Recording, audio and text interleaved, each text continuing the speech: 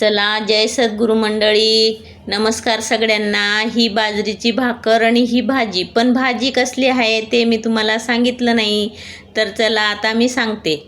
तर हे बघा, मी इथं कटेरले घेतले, ते चांगले स्वच्छ पाण्याने धुवून घेतले आणि आता हे चांगले असे 2-3 पाण्याने धुवून घेतले। बघा, हिरवेगार आहेत मस्त, आणि हे आयुर्वेदिक राहतात, वर्षातनं एकदा येतात हे कटेरले पावसाळ्यामध्ये, तर हे शरीरासाठी चांगले राहतात। हे खायची ही भाजी खूप छान राहते। तर चला सांगते। ही बघा, ही भाजी बनवली खूप छान। तर आता चला रेसिपीला सुरुवात करूया। तर बघा, इथं मी एक मोठा कांदा घेतला, एक टमाटा घेतला आणि हे असे बारीक कापून घेतले कटेरले। तर इथं गॅसवर आपण कढाई ठेवली, 2 पळ्या तेल टाकलं आणि इथं मी टाकलं 1 चम्मच जिरं आणि 1 चम्मच हळद, हे बघा, आणि इथं आपण कापलेला कांदा। हे आता इथं टमाटा टाकून दिला आणि हे चांगलं परतून घ्यायचं लाल होईपर्यंत।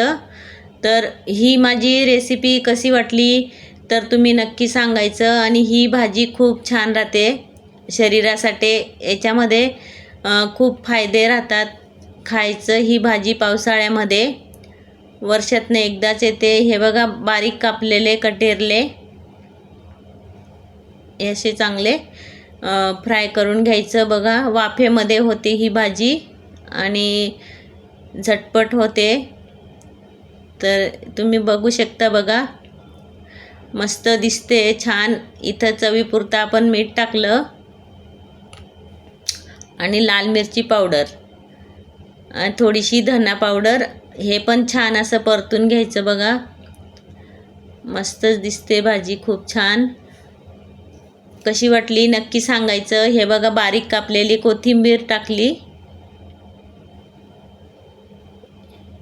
हे बघा, बघू शकता तुम्ही, खूप छान झालेली आहे आपली भाजी कटेरल्याची। तुम्ही पण नक्की बनवून बघा, खूप छान राहते ही भाजी, खायला टेस्टी लागते। ही बघा, आपली बाजरीची भाकर आणि ही आपली भाजी कशी वाटली नक्की सांगायचं।